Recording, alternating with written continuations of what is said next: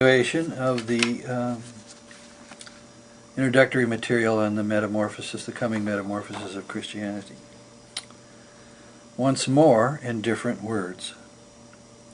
The present-day religious expressions of the teachings of Christ, which we tend to call Christianity, does not reveal, in far too many instances, what is potential when one follows more fully those teachings as a spiritual practice.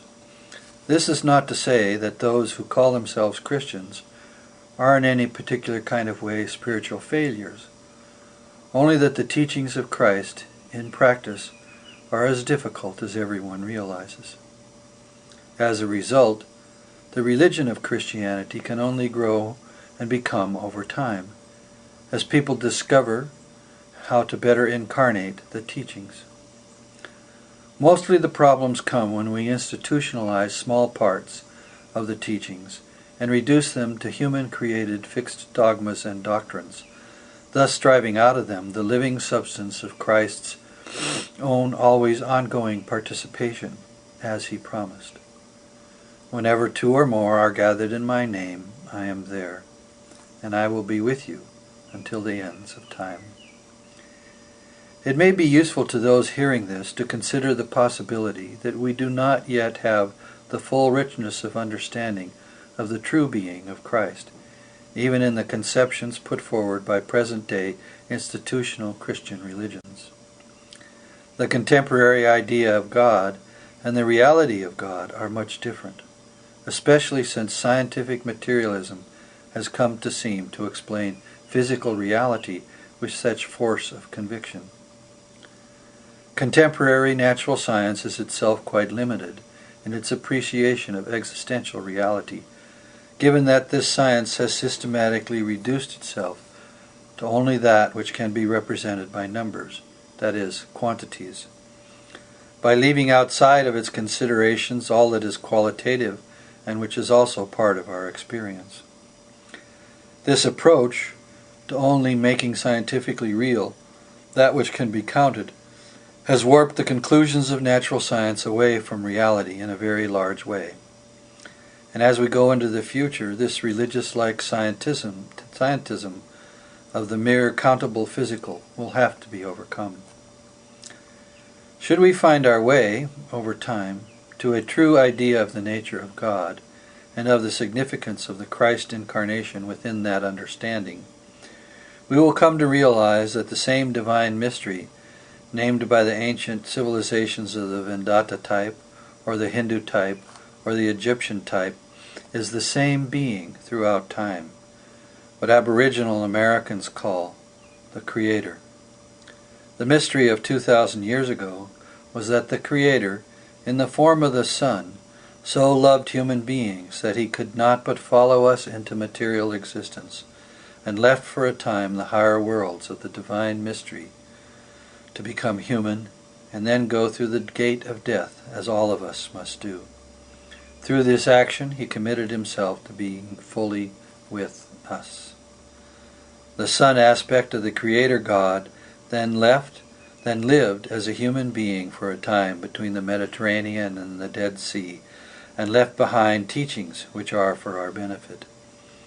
Following this, and in accord with his promise to be with us to the ends of time, he became the spirit of earth existence, as part of his death and resurrection, which among other matters means that we now live literally inside the Son aspect of the divine Creator being, which surrounds us and permeates us.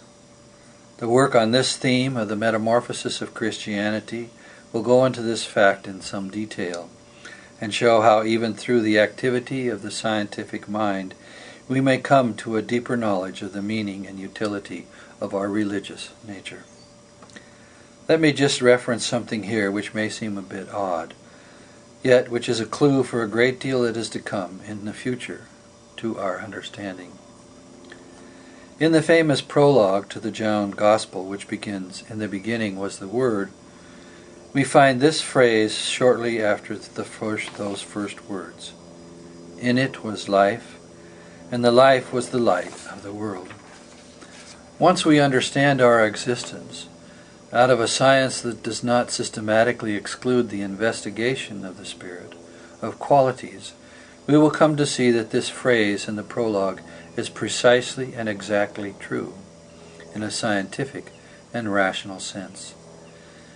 In the Word, in the divine Creator being, was life.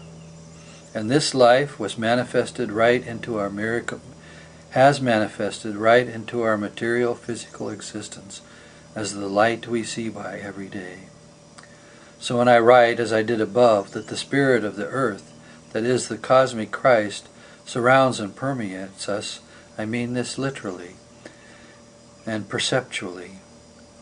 When we walk in the sunlight on a warm spring day, we are not only spiritually inside the Creator being, we are also physically within the manifestations of this Creator being and the many hierarchies of beings that serve the larger elements of this mystery. When we breathe, we are filled with this life, and that manifests as our experience of being alive. When we have thoughts and imaginations that are filled with this light and life, this too is a participation within the divine Creator being. Let me begin to end this introduction to this new theme for my video work by quoting some verses of the Moody Blues, which shows that they too understood this in their own way of learning to see. From the album Octave, released in 1978, the words of the song, "One Step into the Light." One step into the light, one step away from night. It's the hardest step you're going to take. The ship to take you there is waiting at the head of the stairs that lead up through your opening mind. Above the dark despair shines a light that we can share. Close your eyes and look up in between your brows. Then slowly breathing in, feel the life force streaming in. Hold it there and send it back to Him. All the old things are returning, cosmic circles ever turning. All the truth we've been yearning for. Life is our Savior. Savior, Savior, save your soul. The river of living breath is flowing through the sun. He was there before the earth began. The world will drag on you. Use His love to pull you through. Find the mission of your life and start to be. All the old things are returning. Cosmic circles ever turning. All the truth we've been yearning for. Life is our Savior. Savior, Savior, save your soul.